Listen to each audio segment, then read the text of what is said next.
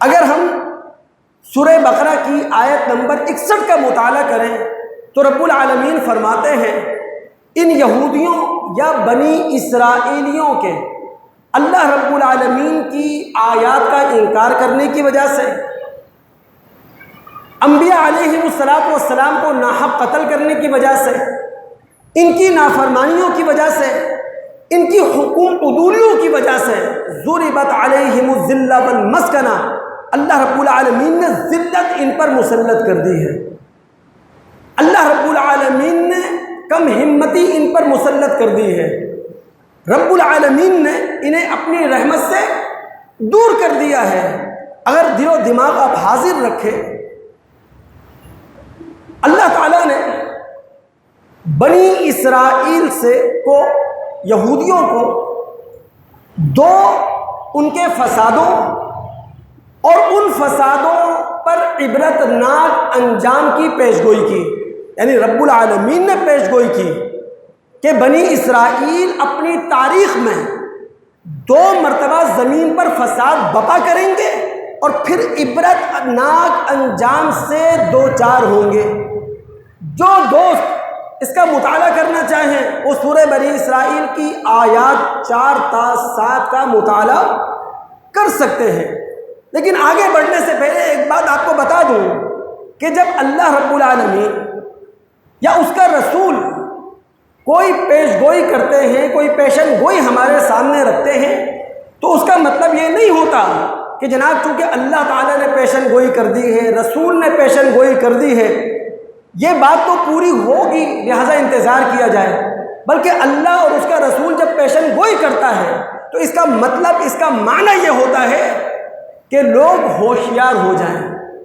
لوگ اپنے آپ کو عبرتناک انجام سے بچائیں، جیسا کہ ہمارے نبی محمد الرسول اللہ صلی اللہ علیہ وسلم نے پیش گوئی کی کہ اہل کتاب یہود و نصارہ اگر 72 فرقوں میں تقسیم ہوئے تو امت مسلمہ 73 فرقوں میں تقسیم ہو جائے گی۔ اب ہمیں اس پیشن گوئی کے پورے ہونے کا انتظار نہیں کرنا چاہیے، بلکہ ہمارے رسول نے ہمیں خبردار کر دیا، ہمارے رسول نے ہمیں آگاہ کر دیا۔ اب مسلمانوں کو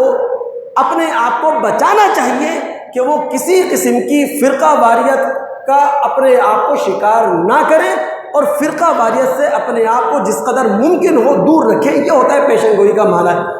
اب رب العالمین نے بنی اسرائیل کے بارے میں پیش گوئی کر دی، یہودیوں کے بارے میں پیش گوئی کر دی کہ یہ زمین میں 2 مرتبہ فساد بپا کریں گے اور عبرتناک انجام سے دوچار ہوں گے۔ پہلے فساد کے بارے میں جو خبردار کیا وہ داؤد، یسعیہ، یرمیہ، حزقیل علیہم السلام نے، ان کی کتابوں کا مطالعہ ہم بائبل میں کر سکتے ہیں۔ بجائے اس کے کہ بنی اسرائیل یہودی اپنے نبیوں کی بات پر دھیان دیتے، وہ بدمست رہے، اپنی بدعقیدگیوں میں، اپنی بدعملیوں میں وہ سر سے لے کر پیر تک ملوث ہوتے چلے گئے۔ آخرکار 587 قبل مسیح میں نینوا اور بابل کے بادشاہ بخت نصر نے فلسطین پر حملہ کیا، بیت المقدس کی اینٹ سے اینٹ بجائی، ہیکل سلیمانی کو پیوند خاک کر دیا۔ لیکن پھر بنی اسرائیلیوں نے ہوش کے ناخن لیے،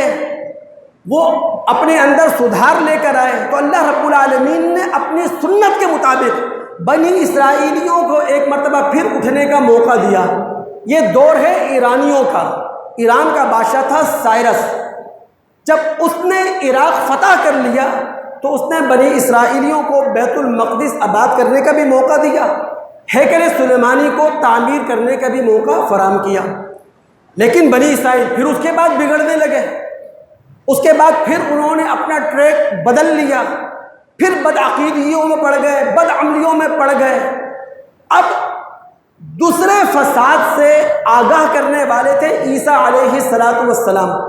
متی اور لوقا کی اناجیل اس پر گواہ ہیں لیکن بنی اسرائیلیوں نے ہوش کے ناخن نہیں لیے۔ آخر کار 70 عیسوی میں